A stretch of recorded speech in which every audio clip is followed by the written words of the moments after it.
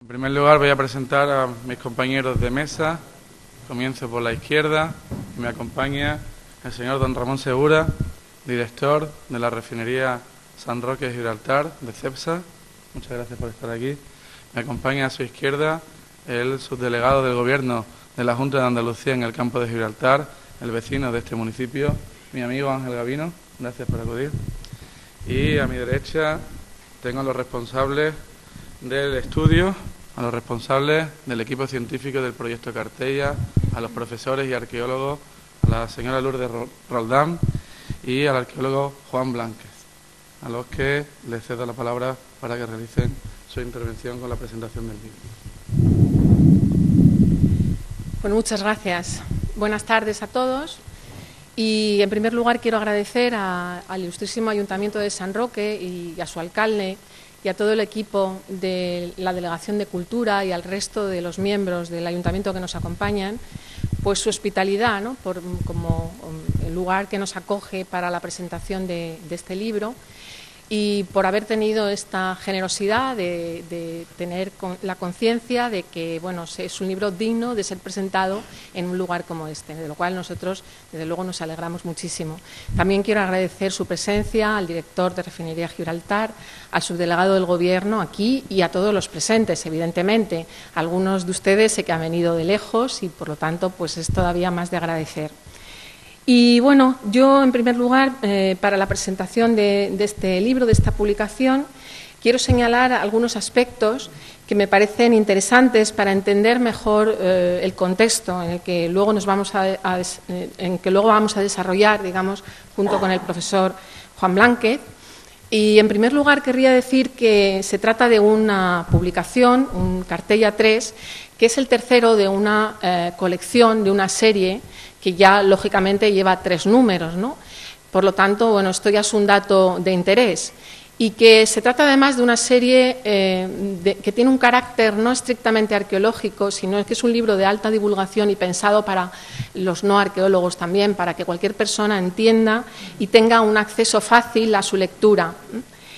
De manera que, bueno, se trata de una obra de conjunto en la que hemos intervenido muchos autores, que es un fruto del equipo Cartella, del cual formamos parte también muchos investigadores o algunos arqueólogos,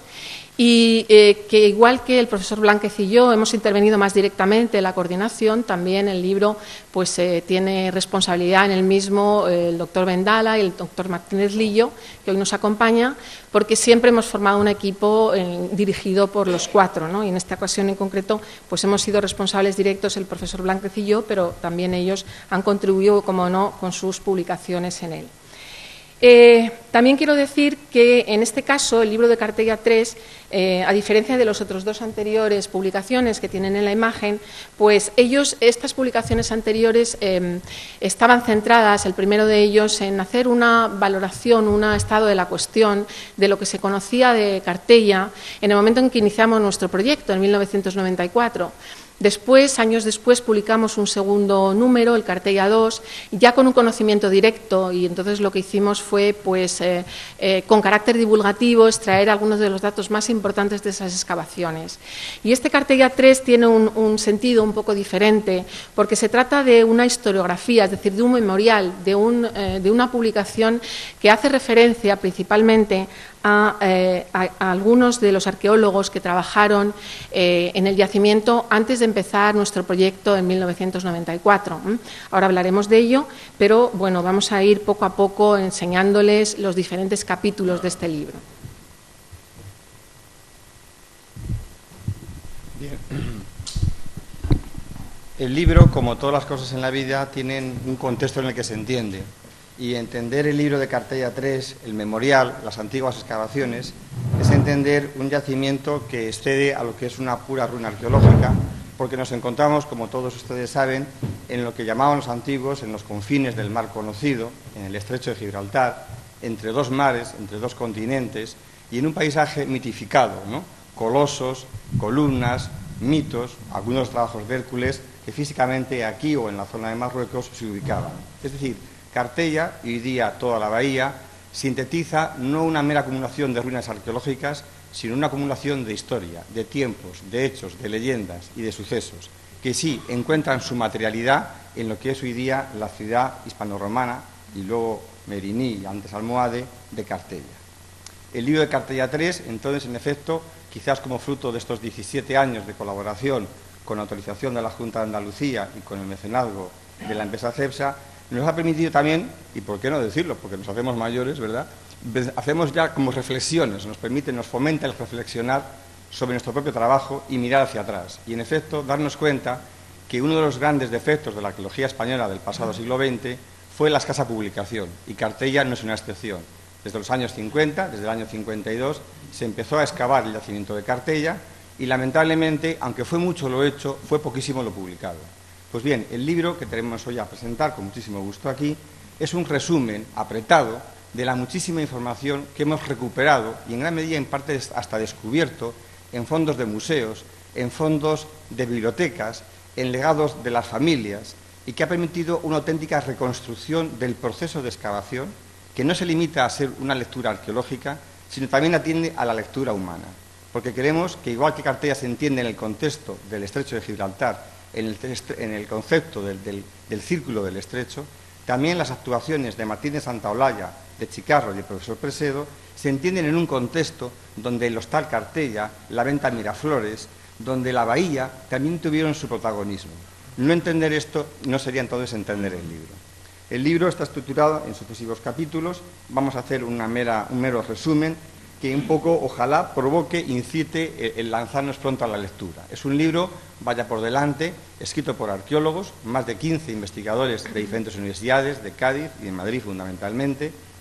pero es un libro, no teman, para no arqueólogos. Es decir, es un libro de lo que llamamos alta divulgación, como siempre nos ha exigido en ese sentido Cepsa, divulgar lo que es la investigación arqueológica para un público que, lógicamente, en su mayoría no lo es. Por eso el primer capítulo es los primeros pasos en el conocimiento de la arqueología de Cartella. Cádiz tuvo, a principios de siglo, su catálogo monumental, esa obra que intenta hacer el gobierno español de catalogar todo lo que es su patrimonio arqueológico para, a partir de ahí, empezar su protección. El catálogo monumental de Cádiz fue de los pocos publicados, muy español, no todas las provincias se hicieron, no todas las hechas se publicaron, al final acabó como un desastre, pero afortunadamente la provincia de Cádiz fue de las afortunadas en hacerse y en publicarse. Bien, este libro que ya es casi mítico, de Enrique Romero de Torres, aquí tienen ustedes una fotografía antigua del famoso sarcófago de Cádiz, que luego tuvo su pareja enamorada con la sarcófaga, pero que enlaza con las excavaciones de Santaolalla. Hoy día hemos descubierto un legado fotográfico de más de 700 imágenes que permiten reconstruir, y así lo hemos hecho, el proceso de excavación de casi 9 años de Julio Martín de Santaolalla en el yacimiento de Cartella. Enlaza con esos hallazgos casuales del Huerto del Gallo, del Bucráneo, por todos ustedes conocido, y aquí tienen ustedes en la foto inferior las excavaciones que Santaolalla es de los años 50, pero no por eso tonto, es decir, es antiguo, pero no tonto. Dice, bueno, si ha salido este sarcófago, vamos a localizar la necrópolis. Hace trincheras, que es como se decía antes, y con todo este grupo de arqueólogos, de obreros, localizó la necrópolis del Huerto del Gallo, y la excavó, y sacó una de las tumbas, una necrópolis, que hoy día está estudiando el profesor Darío Bernal de la Universidad de Cádiz. Bien, el libro, en estos primeros pasos, intenta crear un contexto geográfico, espacial, visual, porque la fotografía, al fin y al cabo, es la retina de nuestra memoria. Y fíjense ustedes esta fotografía de un vuelo militar español que hemos encontrado en Cuatro Vientos, donde aquí tienen ustedes el río Guadarranque y vemos aquí lo que sería el cortijo de Rocadillo, rodeado de chumberas, la torre aislada de lo que es la torre del Rocadillo y un páramo de una agricultura de secano, de pastos, de nada de vegetación. ¿Cómo ha cambiado solo en 60 años esta fotografía al paisaje actual? La reconstrucción, el estudio de estos primeros pasos, también conllevaba un estudio del medio geográfico. El Estrecho de Gibraltar, y por tanto Cartella, y por tanto la bahía, ha sido centro de atención no solamente de arqueólogos, ni de viajeros, ni de curiosos, esos curiosos impertinentes, no, también de geógrafos, de geólogos. El trabajo de Carlos Arteaga, miembro del equipo de la Universidad Autónoma, del Departamento de Geografía, donde nos dice esas otras lecturas, esas otras visiones del Estrecho, algunas fantasiosas, pero que llegaron a tener su propio proyecto, de crear una presa en el Estrecho de Gibraltar, de tal manera que esa presa permitiría recuperar línea de costa para urbanizarla y para construir, y para 1000 locuras más. No se hizo, afortunadamente. Proyectos, como siempre, eternos, como con Sicilia, de estos puentes, bien bajo el agua, túneles, bien puentes que comunicaban las dos vías. Es decir, que el estrecho de Gibraltar y, por tanto, Cartella siempre ha sido un punto de atención.